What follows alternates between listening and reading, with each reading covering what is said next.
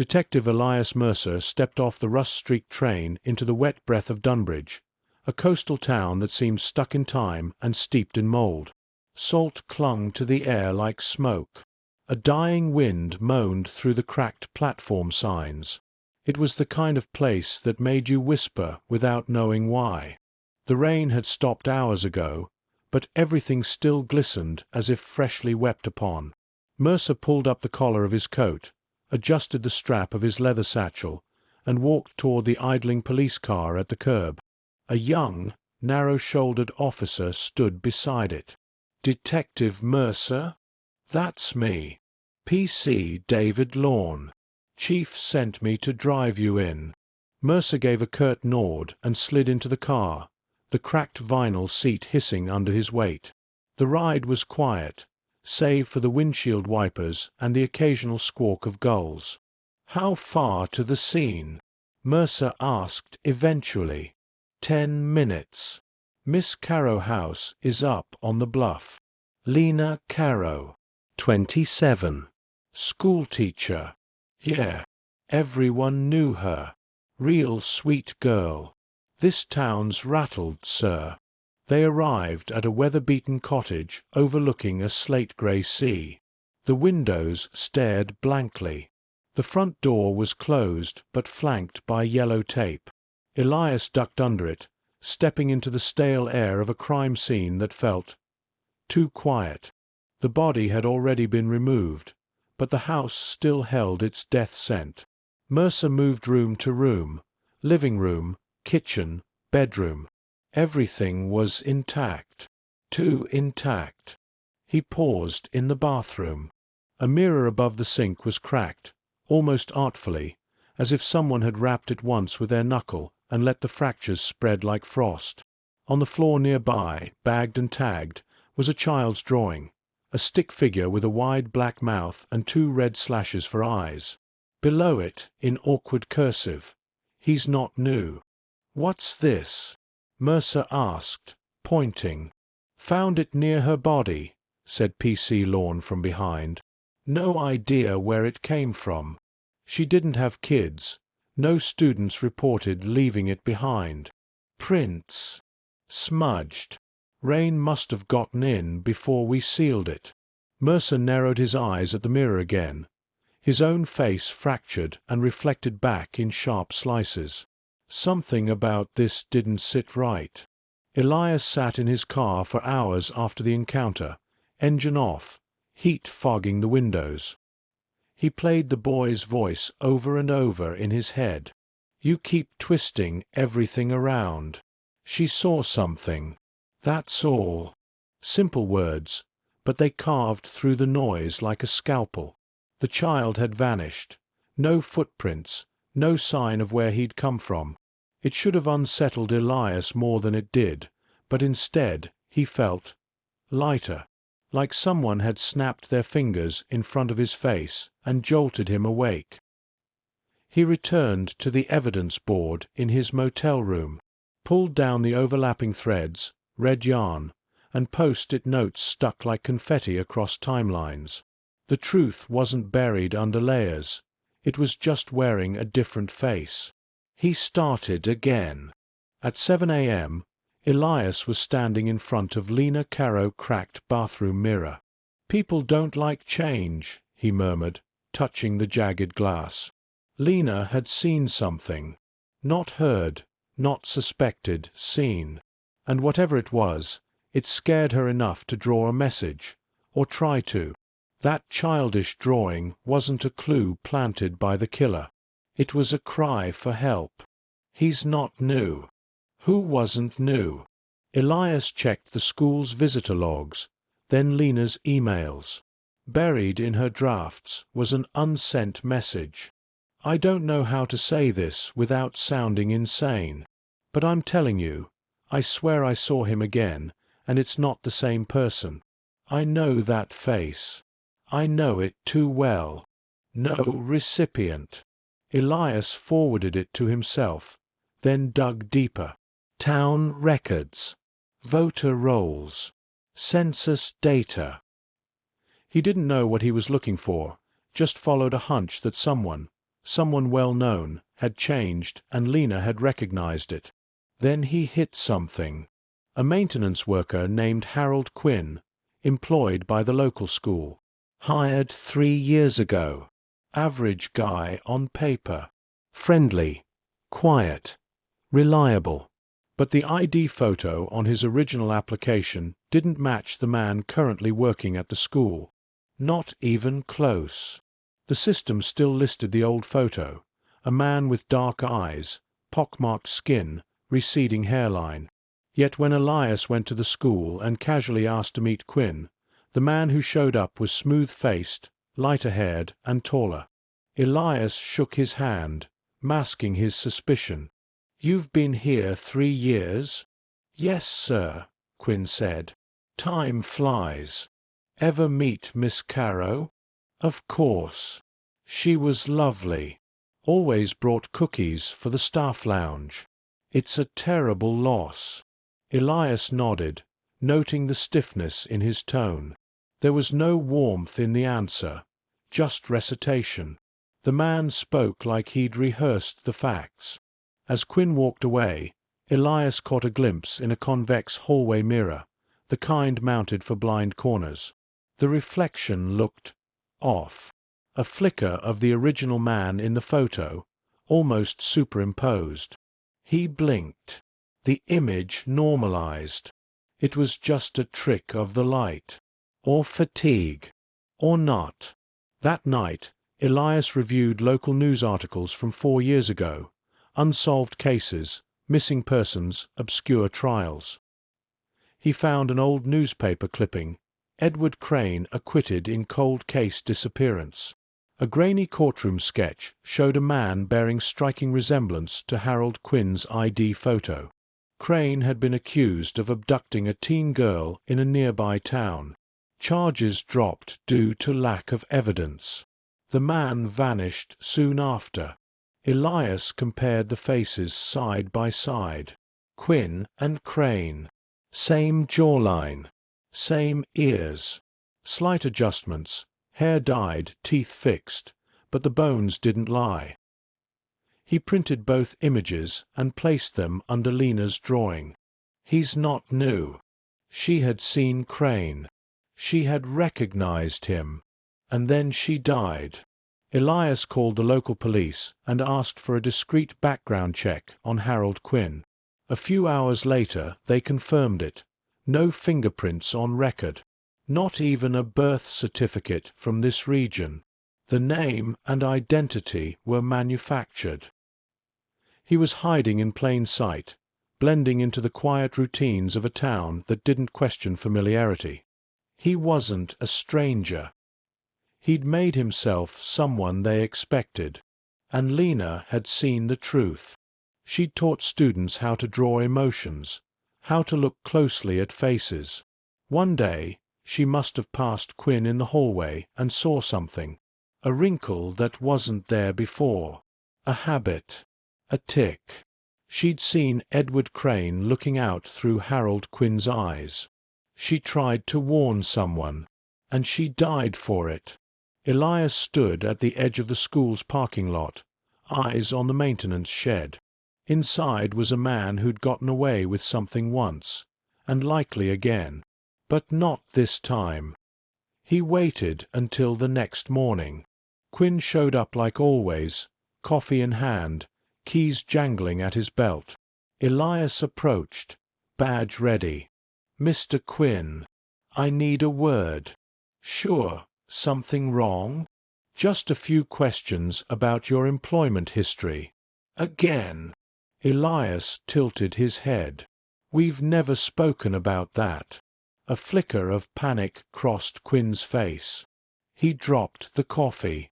"Shit, sorry," he muttered. But Elias had seen enough. That was the look Lena must have seen. Not guilt. Recognition. And now it was Elias's turn. In the following days, Mercer canvassed the neighborhood. Lena had no known enemies. Her students adored her. Her ex-boyfriend lived 3 towns over and had a solid alibi. No signs of forced entry. Nothing stolen. No defensive wounds. Just gone. As if life had left her body like a light switching off. He interviewed her elderly neighbor, a widow named Mrs. Fenwick, who clutched a teacup like it might fly away. I saw nothing, detective. Only, well, maybe I did hear something strange. What kind of strange? That night, I thought I heard someone whistling. Around 10. A strange little tune. Off key. It gave me chills. But no one came or went. Her door never opened. You're sure of that? She nodded with tight certainty. I've got a clear view from my sitting room. I never looked away from my window. That door never opened. Which meant either the killer was already inside, or he vanished into thin air. At the local school, Mercer questioned a few students. Some looked confused when he mentioned the drawing. One girl, 6 or 7 years old, said, "That's how Lena made us draw people, with feelings on their faces." "What do you mean?" "She said we should make people look like how they feel, like angry or sad. But that one's wrong. That one's scared." Scared. The girl nodded solemnly. Back in his motel room that night, Mercer taped the copy of the drawing on the wall, next to the floor plan and witness statements. He stared at the words, "He's not new." He turned it over again in his mind. What did that mean? That someone familiar had changed? That someone was pretending? He took a sip of bitter motel coffee, stared at the sea fog crawling along the glass, and ran his hand through thinning hair. He couldn't make anything fit. The angles were wrong. The motives invisible. It felt like solving a puzzle missing half its pieces. The investigation yielded nothing but dead ends and a growing sense of unreality, like the truth was hiding just outside the visible world. Then something happened. 2 nights later, after yet another day of interviews and analysis, Elias found himself walking the edge of town. The wind had died down, and the sea lay flat like a pane of lead. There was a small bench facing the water. He sat down, too tired to think.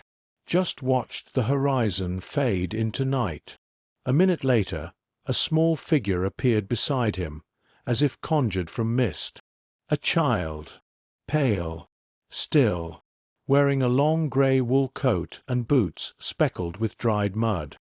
He didn't look at Elias, just stared out to sea. "You're making it too hard," the boy said simply. Elias blinked, startled. "What?" "You keep twisting everything around." "But it's not twisted. It's just, people don't like change." She saw something. That's all. The boy stood up and walked toward the fog bank behind the bench. "Wait," Elias said, standing quickly. "What do you mean? Who are you?"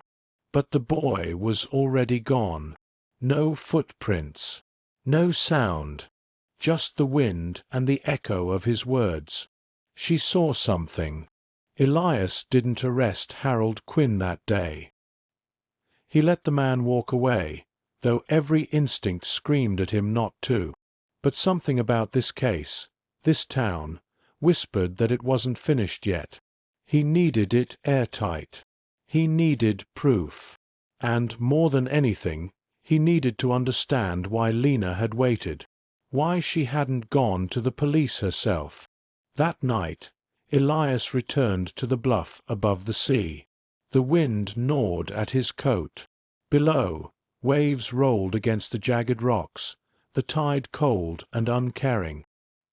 He sat on the same bench where he'd met the boy. The fog hadn't yet crept in, but the dusk light blurred everything with a heavy grayness. The town behind him flickered to life with windows glowing amber, but the bench remained still, silent. He hadn't told anyone about the boy. It felt too strange, too inexplicable. And yet, Elias whispered. What did she see that terrified her into silence? The wind shifted. I already told you, a voice said beside him. Elias startled. The boy stood there again, as if he'd always been, coat buttoned to his chin, cheeks flushed with cold, boots dusty with grit. You're back, Elias said, breath fogging. You never listened, the boy replied calmly. I did listen, Elias insisted. I found out who he was. His real name is Edward Crane. He killed a girl years ago. He hid here, changed his face, his name. Lena recognized him. The boy nodded slightly, gazing out at the sea. And still you don't get it. Elias stiffened. Then help me understand. It wasn't about her seeing him, the boy said, slow and deliberate. It was about him knowing she saw. That's when the game starts. Not before. Elias frowned. You mean, he watched her watching him? The boy tilted his head. She didn't need to speak a word. People like him, they feel it. They smell fear. They know when someone sees the real them. Elias looked down at his hands. That drawing, he murmured, with the black mouth and red eyes. She drew his face, the boy said, the one he keeps inside. The wind howled up the cliffside. Elias turned, a sudden cold in his spine. What are you? He asked. The boy looked at him, and in that moment something in his gaze felt too old, too deep, too still. I'm what people ignore, he said simply. The thing they almost see. Elias blinked, and the boy was gone. The next day, Elias broke into Harold Quinn's maintenance shed. He picked the lock just before dawn, gloves on, tension spiked. Inside, it smelled of oil and damp soil. A cart, a locker, cleaning supplies. He opened the locker.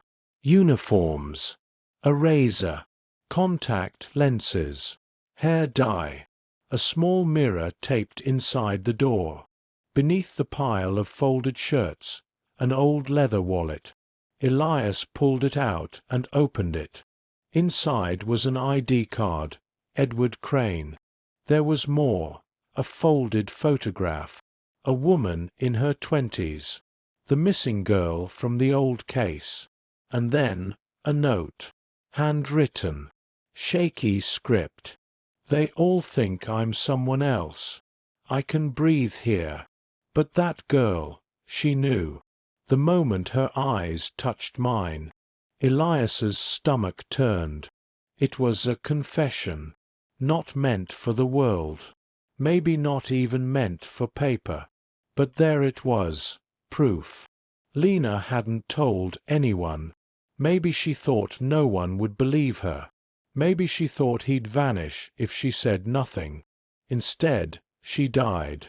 Elias returned to the police station that morning and handed over the evidence. An arrest warrant was issued within hours.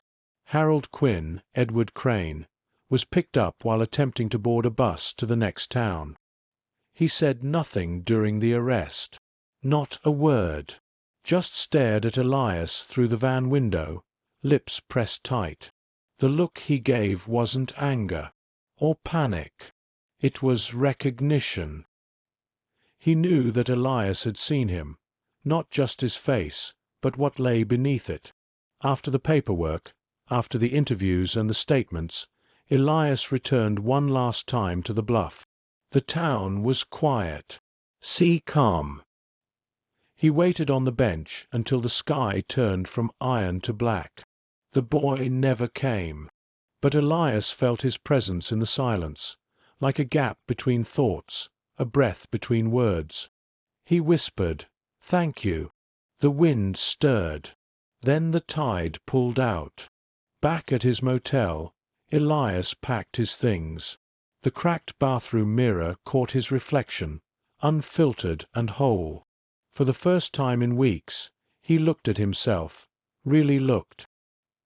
He saw a man who had spent too long drowning in logic, in shadows, in angles. A man who needed a child to remind him that the truth is often simple, if we dare to see it. He left Dunbridge before sunrise, and never returned. 3 weeks after leaving Dunbridge, Elias Mercer found himself standing before a review board in a sterile white room inside the Metropolitan Homicide Unit. He had delivered the arrest, the confession, and the closure, but something in his eyes, something behind the calm tone of his report, made his superiors uneasy. They asked if he needed leave. He declined.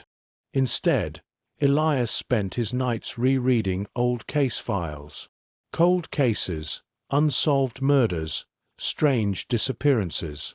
Files he'd dismissed in the past as coincidence, or misfortune, or mental illness. Now, he looked at them differently. He looked for mirrors, both literal and figurative. Cases where people didn't act like themselves, where there were whispers of identity shifts, memory lapses, people seeming off in unexplainable ways. And always, tucked somewhere deep in the margins, a witness who saw too much and said too little. A letter arrived one morning. No return address. Inside, a child's drawing. Stick figures. One with 2 faces. The words, still not new. No signature. Elias kept it folded in his wallet. Then came the hearing. Edward Crane pled guilty to Lena Caro murder. No trial. No statement. During the court proceedings, he sat still as stone.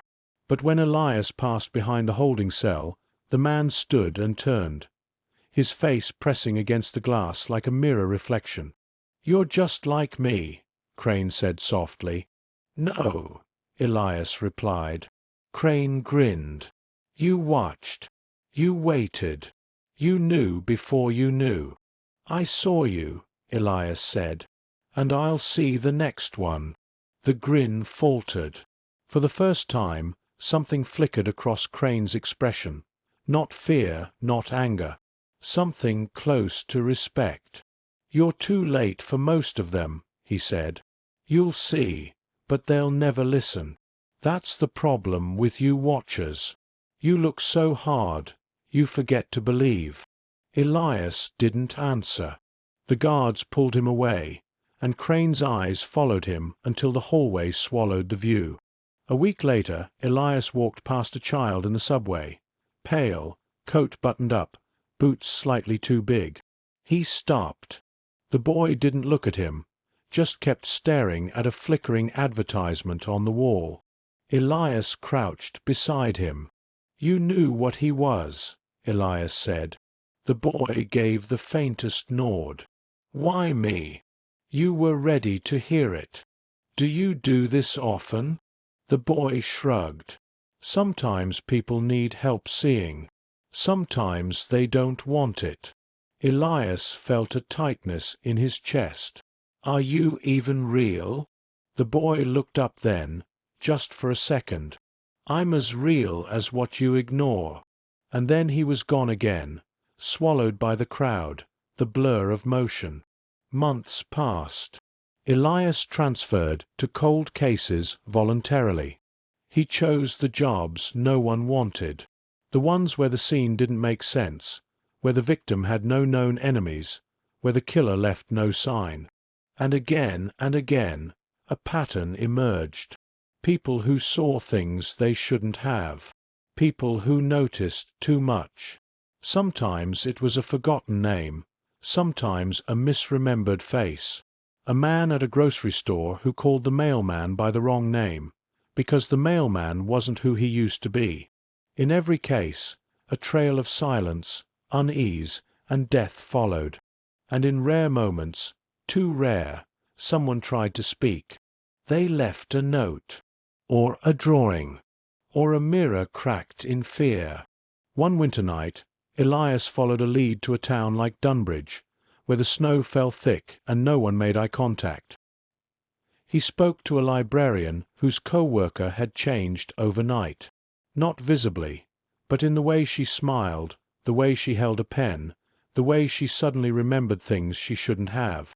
The librarian tried to tell someone. No one listened. She died in her kitchen with a kettle still whistling and her dog barking at the hallway mirror. Elias arrived too late, but not empty-handed. He found a notebook under her bed. On the final page, written in pencil, "I know what's behind the smile now. It's not him. It's never been him." He called it in. Got the mirror tested. Found latent fingerprints that didn't match anyone. He followed the threads. And once again, a new name led to an old face. The man was arrested quietly. Another false life ended. Another witness, silenced too late. Elias began keeping a wall of sketches and fragments, faces people drew before they died, words scribbled on backs of receipts and textbooks and napkins. The pieces were crude, but they all pointed to one thing: a truth beneath identity. That some people don't change, they are replaced. That some killers don't break in, they become familiar. Elias Mercer still walks into crime scenes that leave others speechless. He walks quietly, looks carefully, and waits. Sometimes, just before dawn, a child will appear, on a curb, a bench, a hallway, and say something that seems nonsensical. But Elias always listens, because he knows that sometimes the answers are simple. You just have to stop twisting the world into something complicated. You just have to see what's already there, even if it stares back through your own reflection.